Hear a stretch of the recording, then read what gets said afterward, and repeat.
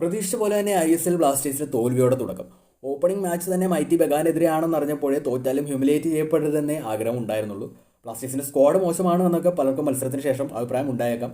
എന്നാൽ score line ഇതല്ലോ വരേണ്ടത്. ISLലെ ഏറ്റവും മികച്ച ഇന്ത്യൻ താരങ്ങളും ഫോറിൻ താരങ്ങളും ഉള്ള സ്ക്വാഡിനെതിരെ ഒരു 3 ആഴ്ച കൊണ്ട് സെറ്റ് ചെയ്തെടുത്തൊരു ടീം വന്ന് കളിച്ചിട്ട് 2-0 പരാജയമേ വഴങ്ങിയിട്ടുള്ളൂ. അപ്പോൾ അടുത്ത മാച്ചിൽ ബെറ്റർ ആകും എന്നുള്ള പ്രതീക്ഷ നമുക്ക് വെക്കാം. അത് മാത്രമല്ല, ഈ മത്സരത്തിൽ ഒരുപാട് പോസിറ്റീവ്സ് ഉണ്ട്.